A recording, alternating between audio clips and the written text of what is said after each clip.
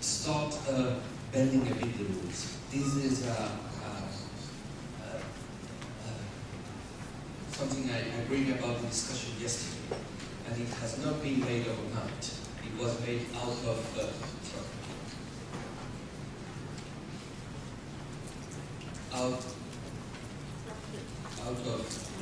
Kaohsiung Conference conclusions last year here, which is that we are in a historical phase. This is out of the discussions on transport and infrastructure in the most advanced cities with the work of Dominique. We thought that the history of infrastructure is you don't have infrastructure and then you have it. But we are approaching a third phase, which is where you have to tame that infrastructure. You have too much infrastructure and people are not able to use it because it's too complex to use it, and they are lost in that use of infrastructure, and they have to tame it.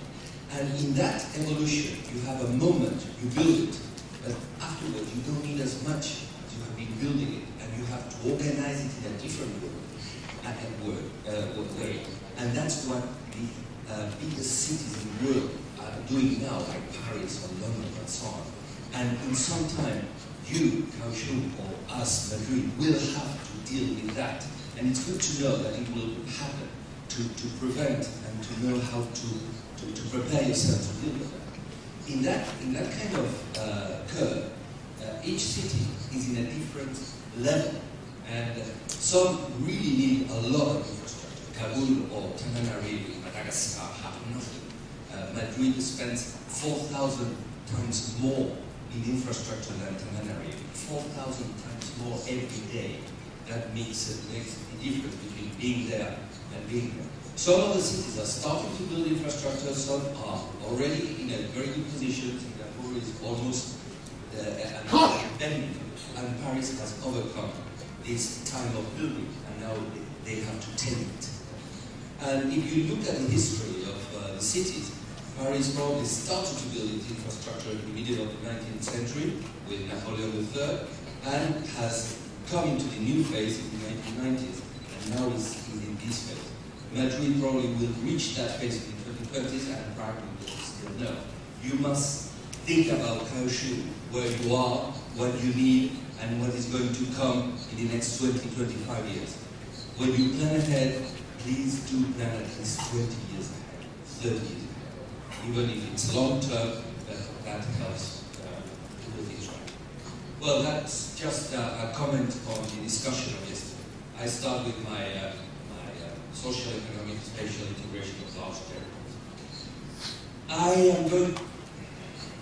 am going to talk about something which is basic to planning, which is the dichotomy, the antagonism between economic efficiency and social justice. That's absolutely basic.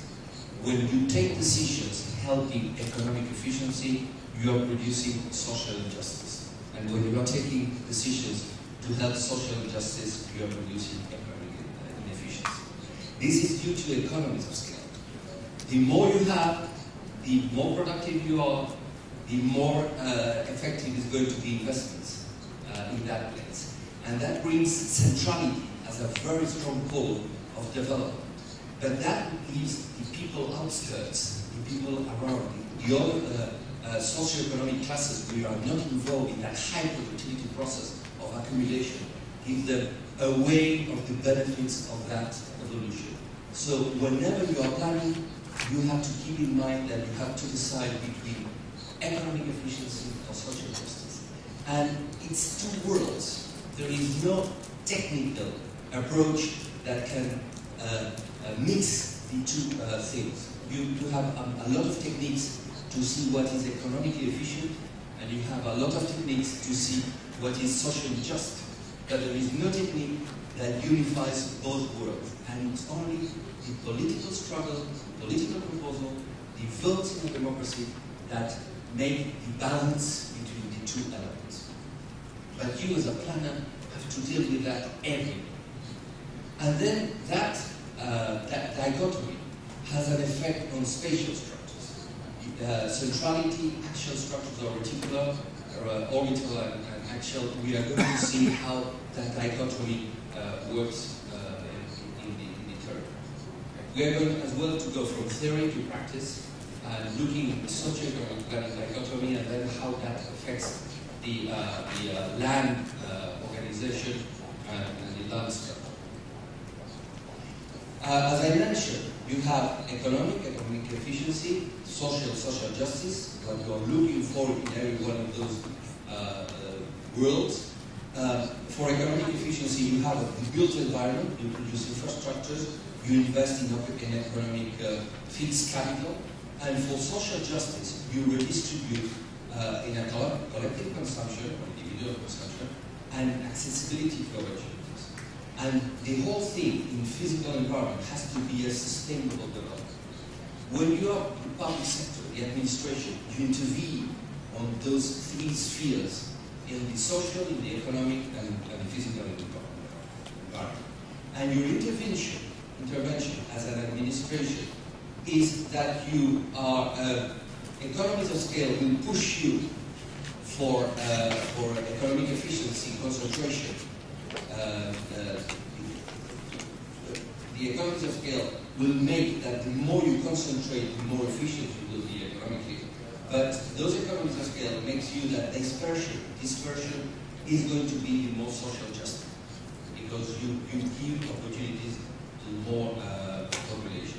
How do you react as public administration? You make investment in infrastructures, you make economic legislation to regulate the market, to limit the effects of that market, and you keep law and order as a basis for entrepreneurial and economic activity. What do you do for social justice? You redistribute. You make an income equilibrium for the lower classes. You produce collective consumption goods, social equipment, social facilities. You give equal access to those lower classes, and you access to those opportunities. And you do that through public investment and social services. All that has an effect on the spatial realm, all that has an effect on the land use, all that has an effect on the city structure, on how you build the structures. If you are looking for economic efficiency, you will go from the outskirts to the center. You will concentrate in the center because that is what produces more efficiency. I have used a sentence of a professor, a British professor in South America, to mix Europe and South America, both experiences which can be extended to Asia or to anywhere else, but this sentence can be from anyone around. And when you are looking for social justice, you disperse, you redistribute, you take from the center to the outskirts to give people in the outskirts the possibility of access to those goods which are in the center. So you see, you have two models that cannot be blended, which are permanently fighting against each other, and the administration has to take in every day, every decision, what they are going to push forward, economic efficiency or social justice. And that's a very difficult job, Mr. Women will have to do. And you will have to watch over what he's doing. That's the democracy. But we are now into a scaling. We are now breaking out this kind of centrality-peripheral antagonism. And we are going into polynuclear reticular structures that can distribute efficiently through the cluster approach uses of the territory, giving more accessibility to the lower classes. It's not the final solution. The antagonism is not resolved by that kind of approach, but gives a new room by scale to that problem. So that, in spatial terms, means changing from the radial orbital system we are used in our old cities, and that's the way Paris, London, whatever has developed now, to the reticular polynuclear system of the metropolis, of the regional organization of spatial structure, in which it's not anymore the antagonism between periphery and center, but it's the models that work together in a more matrix-like approach, each of them having a specific function in a cluster system and knowing what is the role of each of them. So you have many centralities, specialized centralities, that work together. You are changing from playing dots to playing checkers. And every slot in a checkers board, every piece of checkers play a different role. The horse, the bishop, the queen, the king play a different role. And you have to know in the metropolis what is the role of each one of those checkers. Practice. Taiwan. I go straight into Taiwan, even if I know very little of you, but enough reading the territory to be able to say a few general things that can be used. I love this idea of China, right? Well, Taiwan is a linear structure. Obviously, the main town, urban area, the other one, and the things you are trying to do, but it's a linear structure that is very clearly defined by the high-speed train, which is serving that linear structure. But when you come down to the urban, not the national, not the island structure, when you come down, you start to see that it's not as linear as it looks at the, you start to see that it's a reticulum. You see that the square grid approach in the infrastructures start to appear. And when you go to an urban area, this is Hsinchu, you find out your old traditional structure of reticula, which works very, very, very well. As you know, many cities in the world use the reticula as a basis, and it works very well for the checkers approach. And as a matter of fact, in your, as John said yesterday, words are important. You have already that image in your words for analyzing your territory, your land. So the knowledge is implicit in your language. And you have a cultural heritage. You like to look ahead. You are a young and active culture and working ahead, but within your heritage, there is a lot of responses of what you need for the future. And it's good to be rooted in what you have been for centuries, to leap ahead and to jump ahead. And if you look at the Chinese spatial culture, you see first the reticula, which has been there for 2,000 years. This is Xi'an. That's the basic reticula of all Chinese historical cities. But you have as well the linear approach of your architecture. The temple is linear in the Chinese traditional culture, and the palace as well. This is still a temple, but the linearity goes as well in the house and the palace. This is a house, a good house with 2 patios and the structures around. And you have the linearity of getting in, and you have the reticula of organizing the patios, 1 and 2. And this is a very bad image because I have not been able to find that image in internet that looks like being a secret and protected. It's the Gong family palace in Shufu, the most important family of Confucius, the Gong family in Shufu, which is the biggest palace I have seen, I've visited. I've seen apart from the Forbidden City, obviously the Emperor's Palace. But the palace is produced in that approach. It's like a house, but instead of having 1 or 2 patios, it has 6 or 7 patios. And you get in through a linear approach from the entrance, going to privacy to the most private area. But it's the same structure that repeats and grows in a process, a natural process. And you have that knowledge embedded in your own spatial structure. So Taiwan, I think Taiwan can be 1, 2, 3, 4, 5 reticulous into a linear form. And when you apply that to Taiwan, it works very well. You just have to put it on top. So you already have the linear structure built up, the reticular structure for your region, for your metropolis, to work out in your own heritage system. And so, what is the future of Kaishu? Maybe that. I am not saying I'm coming from abroad. I'm not sure that this can be a solution, but I offer you that kind of approach.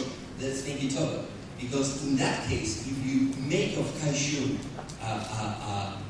from central cities to reticular metropolis, if you make of Kaishu one of those reticular metropolis, now maybe all the Kaohsiung area looks much alike, but probably at the end you will end up with that, having a specific use of every area, a cluster system working together like a strategy in the checkers.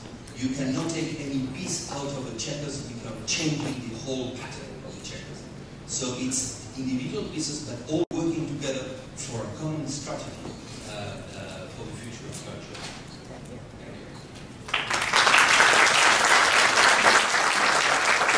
I'm bending the rules again a bit.